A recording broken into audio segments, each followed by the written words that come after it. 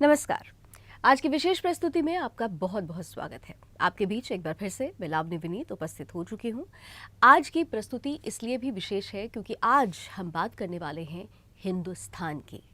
वो हिंदुस्तान जो हिंदुओं का, बहुसंख्यक हिंदुओं का है। वो हिंदुस्तान जहाँ पर हम बार बार कहते हैं कि हिंदुओं को आज़ादी है, लेकिन कहने, करने और देखने सुनने में आज की तारीख में बहुत अंतर आ चुका है। आज हालात ये हो चुकी है कि हम बहुसंख्यक तो हैं, लेकिन बहुसंख्यक होने के बावजूद भी ना तो हम अपने धर्म की खुलकर पूजा कर सकते हैं, ना किसी तरीके का आयोजन कर सकते हैं, क्योंकि आयोजन जब होता है तो पथराव भी होता है। ना ही हम अपने धर्म को लेकर अपने मन की बातें, अपनी अभिव्यक्ति को व्यक्त कर सकते हैं, क्योंकि अगर हम ऐसा करते हैं तो वो हेट स्पीच के दायरे में आता है। लेकिन ये जो सेलेक्टिविज्म है वो हिंदुओं के लिए खतरा इसलिए बन गया है क्योंकि हिंदू खुद विघटित है, वो संगठित नहीं है। और अगर उसे संगठित करना है तो इसके लिए एक बुलंद आवाज़ की ज़रूरत है। आज वही बुलंद आवाज़ हमारी विशेष प्रस्तुति में हमारे बीच उपस्थित है।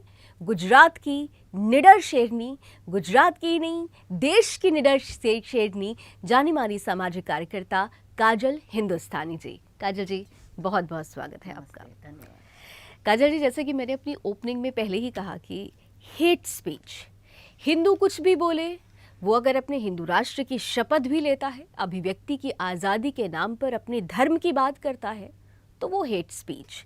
लेकिन अगर दूसरा वर्ग कुछ कहता है तो वो हेट स्पीच के दायरे में नहीं। और आजकल जो परिस्थिति आपके साथ है, मैं सबसे पहले चाहूँगी उसका आप विस्तार से यहाँ वर्णन करते हुए फिर मेरा प्रश्न कि हेट स्पीच हिंदुओं के लिए ही क्यों? ये ही दोहरा मापदंड है कि एक लॉबी ऐसी काम कर रही है जिसकी टूल किट ऐसा काम कर रही है कि कोई भी अगर एक पक्ष की बात कर रहा है, अगर मैं कहती हूँ कि मैं सनातन धर्म की बात कर रही हूँ या मेरे हिंदू भाई बहनों पर अगर कोई अत्याचार हो रहा है किसी भी जगह, मानो बंगाल में है या महाराष्ट्र में या केरला में है या कहीं पत्थरबाजी हो रही है, मैं बोल रही हूँ, तो ये पूरी टूल किट लग जाएगी मुझे टारगेट करने के लिए।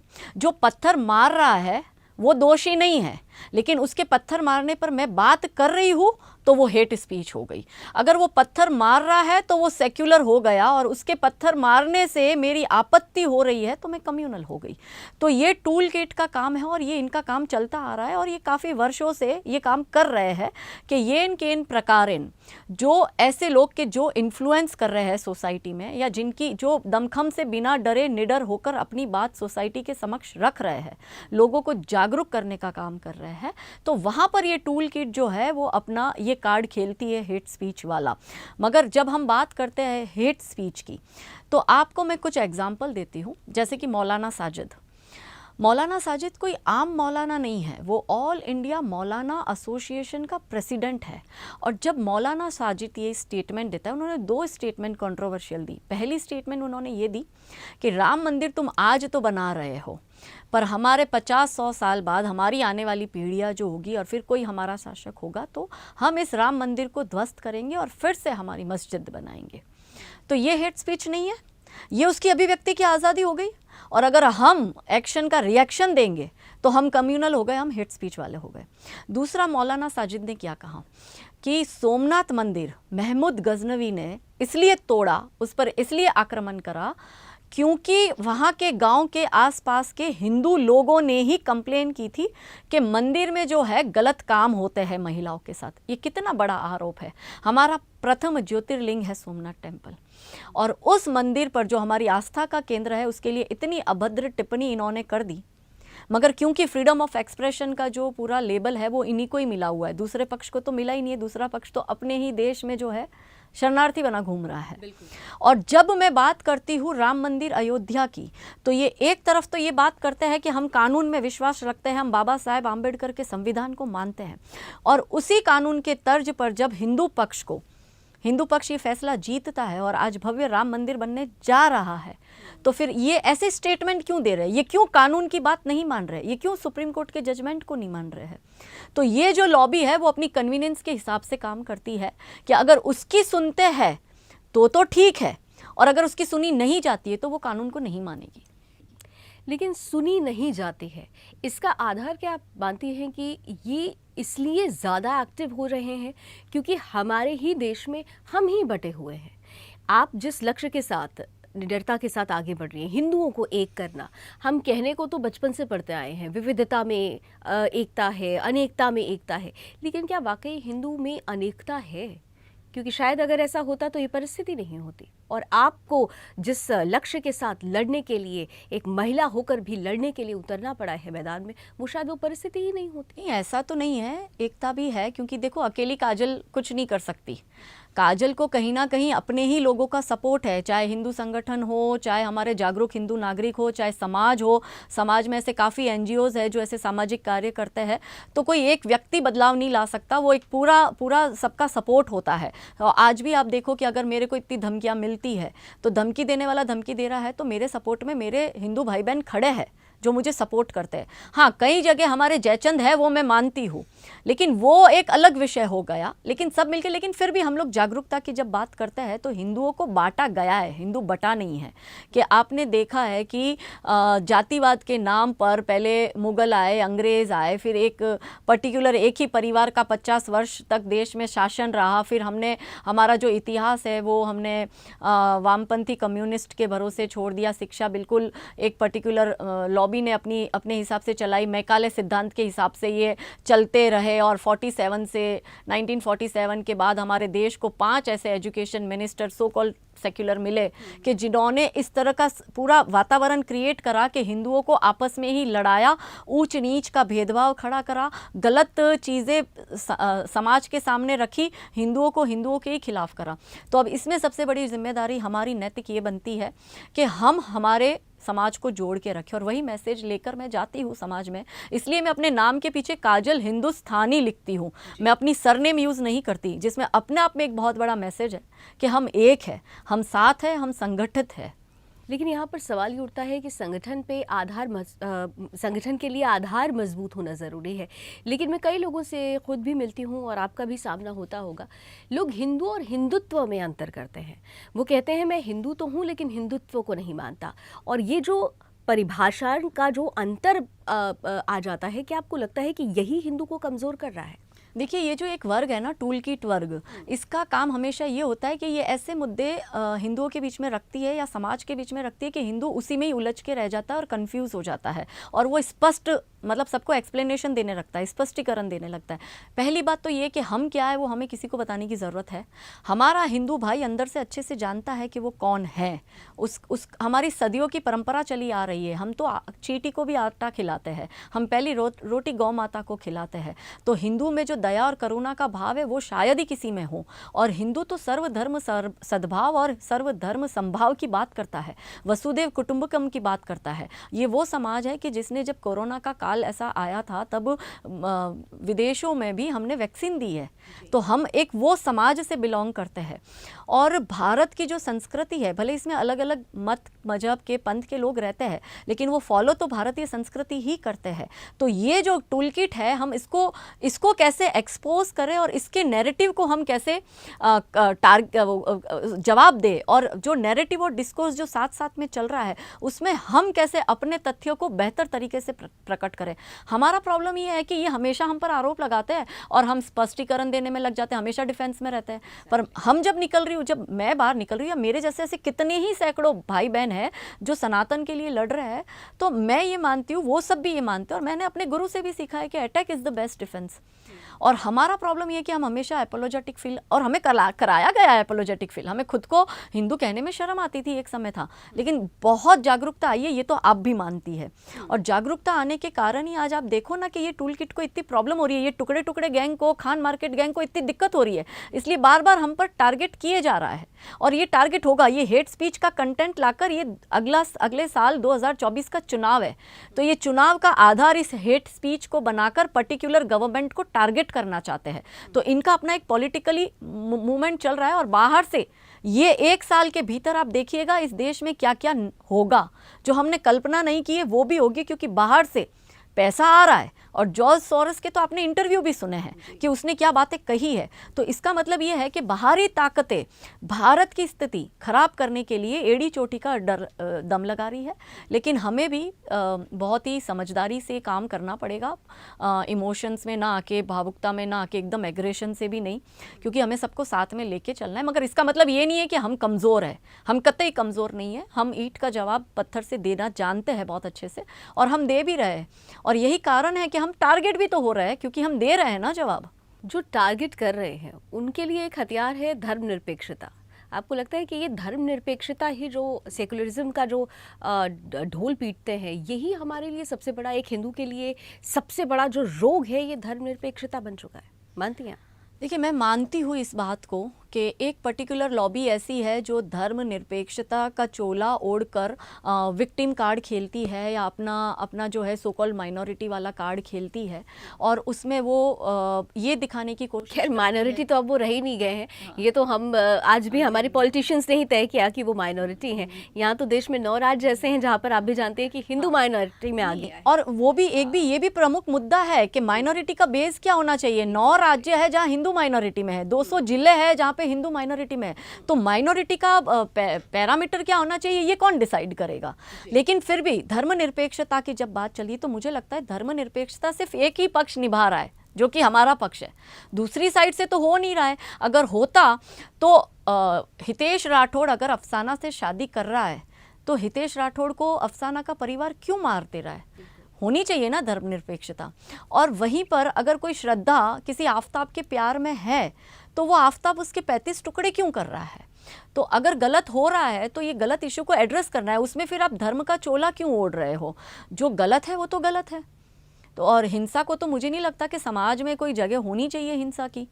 तो अगर ये हिंसा को भी धर्मनिरपेक्षता और सो कॉल्ड माइनॉरिटी और उस तरह का चोला उड़ाकर जज करेंगे तो फिर वो तो कैसे हो सकता है? वो तो गलत है।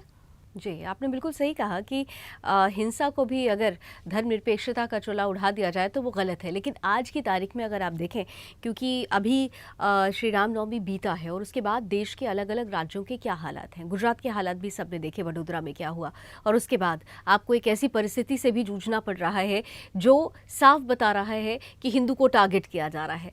लेकिन आज की परिस्थिति में अगर यही उल्टा हो जाए, अगर इसी परिस्थिति को उल्टा कर दिया जाए, तो ये कहा जाने लगता है कि नहीं, देखिए यहाँ पर एक विशेष वर्ग मुश्किलों में आ रहा है और यहाँ जानबूझकर ये सब कुछ वर्तमान की सरकार करा रही है।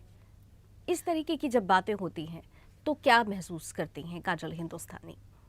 देखिए, इनका एजेंडा बहुत क्लियर है। इनका एजेंडा ये है कि 2047 से पहले भारत को इस्लामिक देश बनाना है, और उसे बनाने के लिए इनके जो पूरा इनका जो मेमोरेंडम इन्होंने बाहर लाया है, इनका जो घोषणा पत्र है, उसमें बताया है कि कैसे आप करेंगे। तो आप लव जिहाद करो, आप इस्लामिक अवैध कब्जा करो, मतलब कि लैंड जिहाद करो, सरकारी ज़मीनों को कब्जा करो, मंदिरों को कब्जा करो और धर्मांतरण करवाओ, और ये स्पष्ट लिखा है। तो इनके जो इनके फॉलोअर है, जो कि कट्टर है, जिनको कट्टर बनाया गया है और पर्टिकुलर तालीम देकर अलगाववाद, कट्टरवाद और आतंकवाद जिनको सिखाया जाता है, वो पर्टिकुलर लॉबी को ये उसमें डालते हैं ये काम करने के लिए। ये जो पीछे बैठा इंसान है वो पूरा गेम इनका बनाता है, और गेम बनाकर वो बाकायदा इनके लिए स्क्रिप्ट लिखता है, इनको क्या करना है, कैसे करना है, वो पूरा इनका प्लान होता है। और उसी प्लान के अंतर्गत भारत में अनरेस्ट क्रिएट कर देखिए, ये लड़ाई जो है नेशनल और एंटी नेशनल्स के बीच की है, धर्म और अधर्म के बीच की है। तो ये जो लॉबी है वो नेशनल और इंटरनेशनल लेवल पर हमारी मौजूदा सरकार को खराब दिखाने की कोशिश कर रही है। ये दिखाने की कोशिश कर रही है कि भारत में तो जो है ये जो कि हम तथाकथित माइनॉरिटी बोलते हैं कि उस पर अत्याचार हो रहा है। इस तरह के लिए यहाँ के कुछ एक जर्नलिस्ट भी ऐसे हैं जो विदेशी अखबारों में अपने आर्टिकल भी देते हैं। हमने देखा भी है कि वो लोग क्या लिखते हैं, लेकिन जब वहाँ पे ऐसी घटनाएं होती है तब वो उस पर चुप होते हैं, या जब दूसरे पक्ष की तरफ ऐसी घटनाएं होती है तब भी ये लॉबी चुप रहती है। ये लॉबी पर्टिकुलर इस देश को इसलिए टारगेट कर रही है क्योंकि इस देश में 100 करोड़ हिंदू रह रहा है, और इसको गजवाए हिंद करना है और हर शर्त पे करना है, और उसके लिए इनको जो करना पड़ेगा वो ये करेंगे। और इसीलिए हम कह रहे हैं ना कि हम लोग जो संघर्ष कर रहे हैं, हमारा जो संघर्ष हो रहा है, वो संघर्ष हमारा तो ठीक है, आप सोचो कि बंगाल और केरला के लोगों का क्या संघर्ष है, वहाँ के हिंदुओं का क्या संघर्ष है, वहाँ पे जिस तरह की सरकार है और उन पर जिस तरह के अत्याचार हो रहे हैं। और हमने देखा अभी रामनवमी पर, ये तो दुर्गा विसर्जन होता है, सरस्वती पूजा होता है, तब भी हमारे लड़कों को मार देते हैं और बाकायदा खुलेआम तलवारें लहराते हुए सड़क पर निकलते हैं, हिंदुओं को काट देते हैं, मार देते हैं, बहन बेटियों के साथ बलात्कार करते हैं। बंगाल चुनाव के वक्त भी हमने देखा कि कैसे पर्टिकुलर पार्टी के लोग घर में घुसकर बलात्कार किए हैं, जो बीजेपी की वहाँ से जो महिलाएं जो उम्मीदवार थी उनके साथ में अभद्र व्यवहार किए हैं। तो ये सारे इंसिडेंट बनते हैं, लेकिन इस इंसिडेंट पे बात क्यों कोई नहीं करता? अगर महिला है और जब हम महिला सम्मान और सुरक्षा की बात करते हैं तो महिला तो सबकी एक समान है ना। वो तो ये देखकर नहीं है ना कि भाई इस मजहब की महिला है इसलिए इसका ज़्यादा सम्मान करो और इस धर्म की महिला है इसलिए इसकी तो कोई इज्जत ही नहीं है। ऐसा तो नहीं हो सकता ना। पर जब महिला सम्मान और सुरक्षा की बात करते हैं और कानून ने ये हक सबको बराबर दिया है, तो वहाँ पर अगर पर्टिकुलर किसी जर्नलिस्ट को कोई धमकी मिल रही है तो और वो जर्नलिस्ट जो है वो जो है अपने आप को लेफ्ट लिबरल बोलती है और वो पर्टिकुलर एक लॉबी को ही सपोर्ट करती है, टुकड़े टुकड़े गैंग की लॉबी की, और उसी को ही सपोर्ट करती है। मगर दूसरी तरफ एक ऐसी भी पत्रकार है कि जो मतलब सही बात रखती है और वो बिल्कुल सेक्युलर नहीं है, वो दोनों सिक्के के पहलू को दिखाती है, तो उसको टारगेट किया जाता है। मगर क्योंकि वो उस लॉबी से है तो वो अबला नारी हो गई, और क्योंकि ये किसी और लॉबी से है तो फिर इसको टारगेट करो, और इसको तो अबला नारी होने का हक ही नहीं है क्योंकि ये तो उस लॉबी से ही नहीं है। तो इसी सेम वे में जैसे अब मैं हूँ, अब मुझे टारगेट किया जा रहा है, ठीक है। अब मेरा तो प्रश्न ये है अरफा खानूम से, राना अयूब, स्वरा भास्कर जैसे सो कॉल्ड इंटेलेक्चुअल लोगों से, सब शबाना आज़मी जैसे लोगों से, कि मैं भी इस देश की बेटी हूँ, इस देश ने मुझे भी वो अधिकार दिया है जो आपको दिया है। आप अलग मजहब से हैं, मैं अलग धर्म से हूँ, आपको अभिव्यक्ति की आज़ादी है वैसी मुझे भी है। आप अभिव्यक्ति की आज़ादी पर खुलकर हिंदुओं को कुछ भी बोलती है, हिंदुओं के जो निशान है उसके खिलाफ गलत बात करती है, हमारे मंदिरों के लिए गलत बात करती है, हमारे रिचुअल्स के लिए गलत बात करते हैं, अपने फिल्मों में भी ऐसा खराब दिखाते हैं। ठीक है, ओके, आपकी अभिव्यक्ति की आज़ादी है, लेकिन जब मैं बोल रही हूँ उसी अभिव्यक्ति की आज़ादी के तर्ज पर, तो मुझे क्यों टारगेट किया जा रहा है? मुझे क्यों हेट मॉन्गर कहा जा रहा है? मुझे क्यों ये कहा जा रहा है कि ये तो हेट स्पीच है, ये तो मतलब भाईचारा ख़त्म कर रही है या माहौल ख़राब कर रही है? ये दोहरा मापदंड क्यों है? ये सबसे बड़ा प्रश्न है और इससे मुझे दिक्कत है। दोहरा मापदंड निश्चित रूप से आपके लिए थोड़ी कठिन ज़रूर है रहा, लेकिन क्योंकि आप काजल हिंदुस्तानी हैं और जिस तरीके के आपके फॉलोअर्स हैं, जो आपका लक्ष्य है, जो आपने प्रण लिया है, उस प्रण के पीछे एक शक्ति है और वो ईश्वरीय शक्ति है, वो शक्ति ही काम कर रही है। लेकिन काजल, फिर भी मैं जानना चाहूँगी कि क्योंकि जिस लक्ष्य को लेकर आप आगे चल रही हैं, जिस लड़ाई को आप लड़ रही हैं, उसमें बहुत सारी चुनौतियाँ हैं, बहुत तरीके के थ्रेट्स आपको आते हैं, और इधर जो परिस्थिति हुई उसके बाद से कितना अंतर आया है पहले और अब में? क्या और ज़्यादा बढ़ गए वो थ्रेट्स? और अगर थ्रेट्स बढ़ रहे हैं तो क्या आप ये मानते हैं कि आपकी आवाज़ से सामने वाला हिल रहा है, डर रहा है? देखिए, मुझे ये लगता है कि अगर मुझे टारगेट किया जा रहा है तो मतलब मैं डेफिनेटली कुछ तो ऐसा कर रही हूँ कि जिससे समाज में बदलाव आ रहा है, हिंदू समाज जागरूक हो रहा है, वो अंतर समझ रहा है धर्म और अधर्म के बीच का, और हिंदू समाज ये अंतर भी समझ रहा है कि जो देश के भले में जो है वो कौन है और देश के गद्दार कौन है, नेशनल्स कौन है, एंटी नेशनल्स कौन है, वो समझ रहे हैं। तो ये लॉबी जो है वो पिछले 1.25 साल से मेरे पीछे पड़ चुकी है, और ये 1.25 साल से इन्होंने बहुत कोशिश कर ली। पहले इन लोगों ने मुझे धमकियाँ देना शुरू करा, फिर फोटोशॉप करके मेरे पिक्चर्स जो है वो गंदे फोटो पर मेरा चेहरा लगाकर इस तरह से वायरल करने की कोशिश करी। फिर तीसरे स्टेज पर ये आए कि इन्होंने मेरे परिवार को टारगेट कर मेरे परिवार को धमकियाँ दी, मेरे बच्चों को धमकियाँ दी, मेरे पति को धमकियाँ दी। फिर इन्होंने ऐसा मेरे नाम पर फतवा निकाला कि कहीं भी दिखेगी तो हम तुझे मार ही देंगे। 1.25 साल से अपने ही देश में, अपने ही घर में मेरी ये हालत हो गई है। अगर मैं घर की बात करूँ तो मैं गुजरात की हूँ, तो मैं अपने ही घर में, अपने गुजरात में खुलकर घूम नहीं सकती हूँ। हमेशा ऑल द टाइम सिक्योरिटी रहती है मेरे साथ में। हम फैमिली के साथ पिछले 1.25 साल में कहीं निकले ही नहीं, हम पब्लिक प्लेस में जा नहीं सकते हैं। इस तरह का वातावरण पूरा जो है ये जिहादी, आतंकवादी, तालिबानी मानसिकता के लोगों ने खड़ा कर दिया है। मजहब के नाम पर ये उत्पात मचाया हुआ है, और ये आतंकवादी, जिहादी, तालिबानी लोगों ने मुझे धमकियाँ इतनी देना शुरू करा। धर्म सभाएं होती है तो मेरा, आप जानती है कि हम लव जिहाद है और अवैध कब्जा है, धर्मांतरण के विषयों पर हम जागरूकता लाते, ग्राउंड पे काम भी करते। तो जो काम कर रही हूँ उसके विषय में मैं लोगों को जागरूक करती हूँ। इसको उनसे भी तो दिक्कत है, क्योंकि इनका ये जो लॉबी है, ये टुकड़े टुकड़े गैंग है, या ये जो गद्दारों की टोली है भारत में, ये एक्सपोज हो रहा है।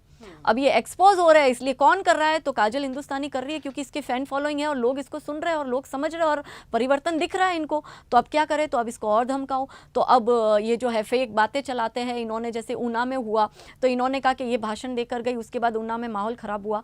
भाषण मैंने 30 तारीख को रात को 9:30 बजे दिया है। दोपहर में रामनवमी की शोभा यात्रा बरोड़ा में निकली, उसमें पत्थरबाजी किसने की? क्या वो काजल के कहने पर की? क्या काजल वहाँ मौजूद थी? क्या काजल के कोई ऐसे भाषण से हुआ? बंगाल में पत्थरबाजी किसने की? क्या वहाँ भी काजल गई है? महाराष्ट्र में क्या काजल गई है? बिहार में क्या काजल गई है? तो ये जो है ना, ये काम गलत करते हैं, इनके कृत्य है ही ऐसे, क्योंकि ये आतंकवादी जिहादी तालिबानी मानसिकता को पनपा रहे हैं एक लॉबी, और उनको करना है ये। और करने के लिए हर बार वो एक कंधा ढूंढते, जैसे पिछली बार इन्होंने नुपुर शर्मा का कंधा ढूंढ लिया और नुपुर शर्मा को बना दिया। बात थी ज्ञान व्यापी मस्जिद की, और उस बात की इनको खुन्नस थी और नुपुर को उन्होंने हथियार बनाया। मुझे इसलिए हथियार बनाया जा रहा है क्योंकि द्वारिका से लेके सोमनाथ का ये जो पूरा दरियाई पट्टा है, वहाँ पर गुजरात सरकार ने अवैध कब्जों पर कार्रवाई करी है। और क्योंकि आप जानती हो कि मैं अवैध कब्जों पर खुलकर बोल रही हूँ, इसलिए ये लोग मुझे टारगेट कर रहे हैं। मैं टारगेट बनी हूँ इनका। मैंने कुछ गलत बोला नहीं है, ना ही मैंने किसी मजहब के किसी धर्मगुरु या उनके किसी भगवान या उनके किसी रिचुअल्स के या उनके उसके किसी के खिलाफ बोला है। बिल्कुल नहीं बोला है। मैंने वो बोला है जो पब्लिक डोमेन में है, जो हो रहा है, जिसके प्रूफ है। फिर मुझे क्यों टारगेट किया जा रहा है? मतलब काजल के कंधे पे बंदूक रखकर, काजल हिंदुस्तानी के कंधे पे बंदूक रखकर सकल हिंदू समाज को अगर कहा जाए तो टारगेट करने की कोशिश की जा रही है। आपको एक मोहरा बना दिया गया। लेकिन गुजरात की आपने बात की, क्योंकि आप गुजरात से भी आती हैं। आप बीते दिनों ये चर्चा हो रही थी कि गुजरात में बहुत कुछ बदल गया है। आप खुद ग्राउंड पर हैं, ग्राउंड पर आप जाकर देखती समझती हैं। क्या वाकई गुजरात में बहुत कुछ बदला है, या फिर वहाँ पर जिहादी आक्रामकता मानसिकता निरंतर बढ़ती जा रही है और जो हो रहा है उसे दिखाया नहीं जा रहा है?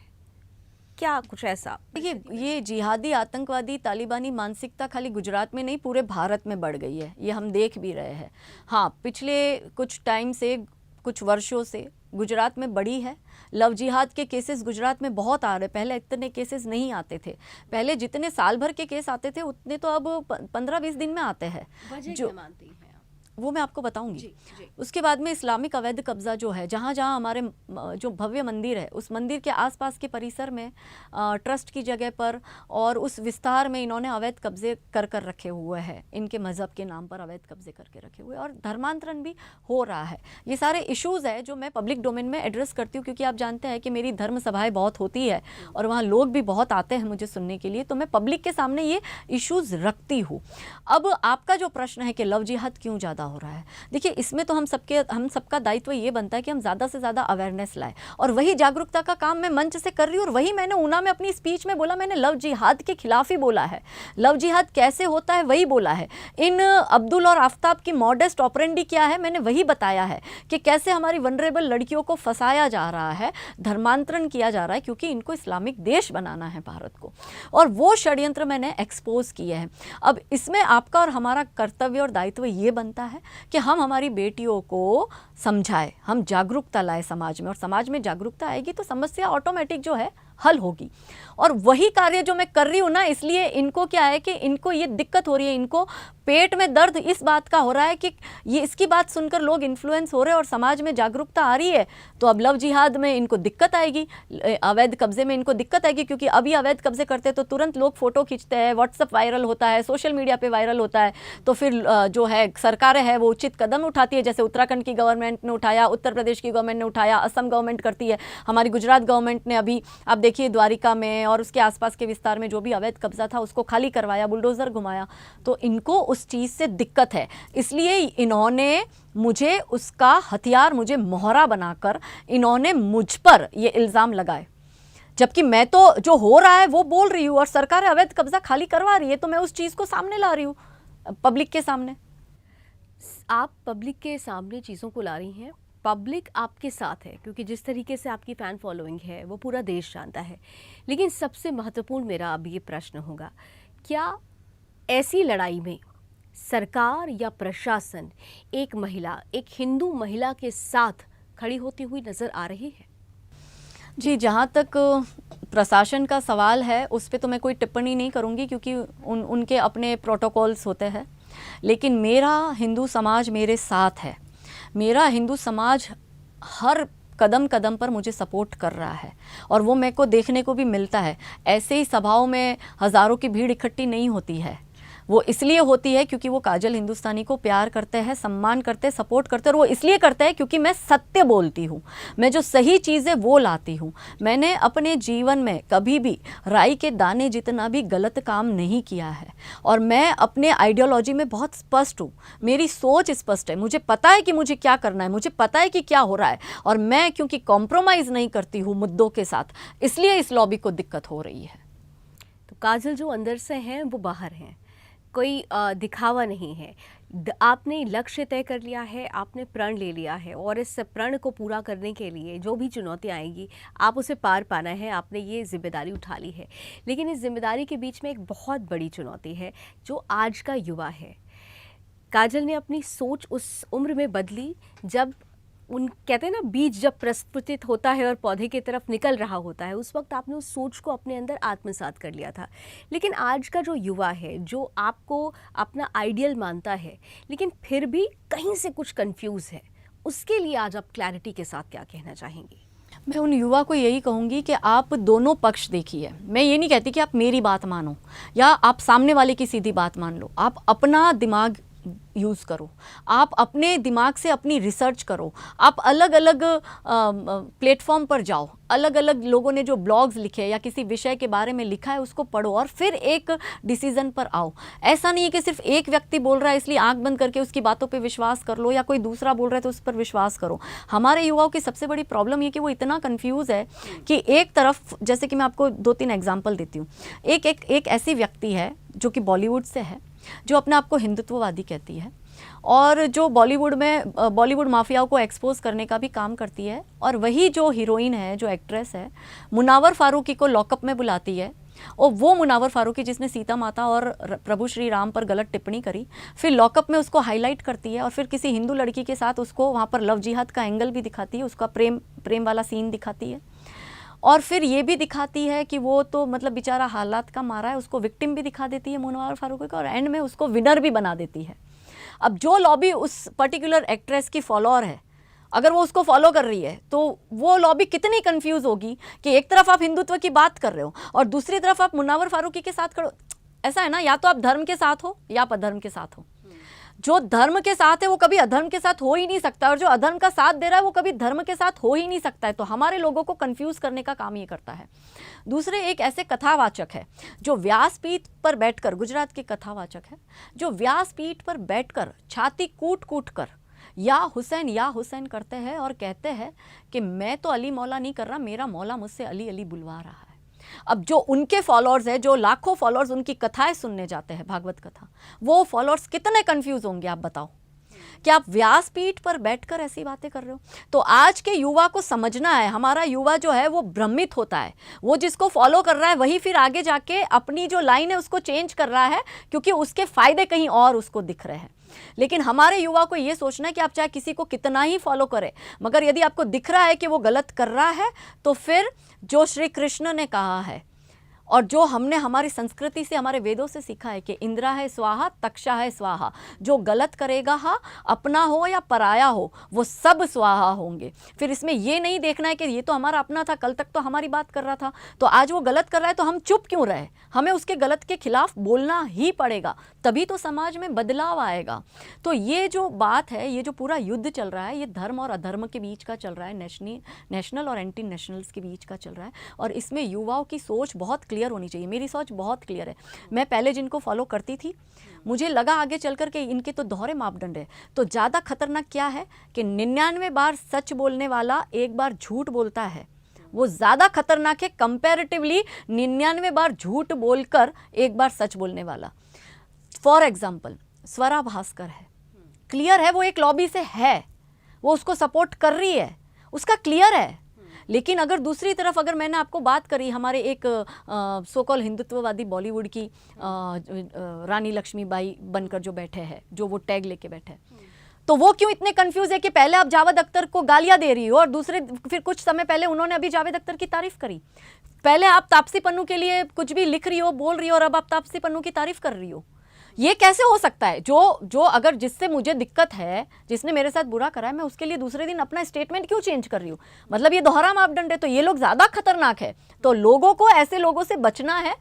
और मुझे लगता है कि समाज का भी अपना एक दृष्टिकोण है जो बदलता जा रहा है। समाज अब बहुत अच्छे से समझ रहा है कि धर्म क्या है और अधर्म क्या है, और समाज ये बात जान चुका है, और इसीलिए ये बदलाव जो है वो दिखने में आ रहा है, और इसीलिए आपके हमारे जैसे लोग टारगेट हो रहे हैं। और इन सब के बीच, क्योंकि आप समाज के बदलाव की बात करें, महत्वपूर्ण बात आपने कही कि जो दिख रहा है पहले उसके दोनों पहलुओं को समझें, जो आज के यूथ हैं, और वो कंफ्यूज नहीं हो।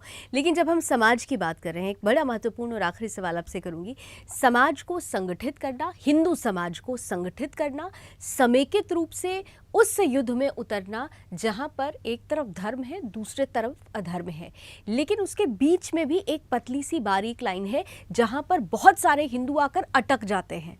वो जो अटकना है, वो जो भटकाव है, वहां के लिए काजल हिंदुस्तानी किस तरीके से अपनी रणनीति, अपने युद्ध को आगे बढ़ाएंगी, अपनी लड़ाई को आगे बढ़ाएंगी? देखिए, मैंने ऐसे ही कहा कि मैं कभी भी अपने सिद्धांतों से कॉम्प्रोमाइज़ नहीं करती। मेरी एक आइडियोलॉजी क्लियर है और मैं उस आइडियोलॉजी पे काम करती हूँ। अब जैसे कि जिनको फॉलो कर रहे हैं वो कंफ्यूज है, तो कहीं ना कहीं उनमें से कुछ लोग मुझे भी तो सुनते होंगे ना, और मुझे सुनने के बाद, और मेरे जैसे ऐसे लाखों लोग हैं जो बहुत स्पष्ट बात करते हैं और बहुत संघर्ष कर रहे हैं। मेरा संघर्ष उनके सामने शायद कुछ भी ना हो, मेरा तो गिलहरी जितना योगदान है। ऐसे बहुत से हिंदू संगठन है, ऐसे बहुत से लोग हैं जो किसी संगठन से नहीं जुड़े मगर फिर भी समर्पित है वो राष्ट्र धर्म के लिए। तो ऐसे सारे लोग भी कहीं ना कहीं अगर फॉलो कर रहे हैं या सुन रहे हैं, तो वो भी लोग कहीं ना कहीं जो ऐसे कंफ्यूज लोग हैं उनके थॉट्स में क्लियरिटी लाने की कोशिश कर रहे हैं, और हमें भी लाना चाहिए, क्योंकि सारे अपने हैं। और अगर हमारा अपना व्यक्ति अगर कंफ्यूज है तो उसके कंफ्यूजन को हटाना भी हमारा कर्तव्य है, हमारा दायित्व है, क्योंकि अंत में सबको साथ लेके चलना, और हिंदू समाज साथ लेकर ये युद्ध लड़ेगा तो ही वो जीतेगा। क्योंकि ये संग्राम इतना घनघोर है कि यहाँ पर हम बटकर करेंगे तो ये हो ही नहीं सकता, क्योंकि हम चारों ओर से घिरे जा चुके हैं। हमें विदेशी मीडिया घेर रही है, हमें विदेशी नेता घेर रहे हैं, हमें हमारे देश में भी घेरा जा रहा है, और एक पर्टिकुलर जो ग्रुप है, कम्युनिस्ट इस्लामिस्ट ग्रुप है, वो भी हमें घेर रहा है। तो ये पूरी लॉबी जो है, ये पूरी लॉबी अपने आप में एक काम कर रही है, लेकिन इसके सामने हमारा दायित्व है कि हम भी संघर्ष करें और हम उस पहलू को दिखाएं कि जो पहलू वो नहीं दिखाते हैं। तो निश्चित रूप से हिंदुस्तान की इस बेटी को आज जब लोगों ने सुना, उनके लक्ष्य को, उनके प्रण को समझा, और उनकी इस लड़ाई में समेकित रूप से साथ आने का जब मन बना लिया है, तो एक बदलाव हिंदुस्तान में ज़रूर आएगा, और इसका बीड़ा काजल हिंदुस्तानी ने उठा लिया है। काजल आगे बढ़ती रहे, हमारी शुभकामनाएं काजल के साथ है। बहुत बहुत धन्यवाद काजल जी। जय श्री राम। जय श्री राम। और चलिए, इसी के साथ हमारी आज की इस विशेष प्रस्तुति में बस इतना ही। एक बार फिर मुलाकात होगी आपसे एक नए चेहरे के साथ, एक नई शख्सियत के साथ। तब तक के लिए सुदर्शन न्यूज़ देखते रहिए और देश के लिए समर्पित रहिए। जय हिंद।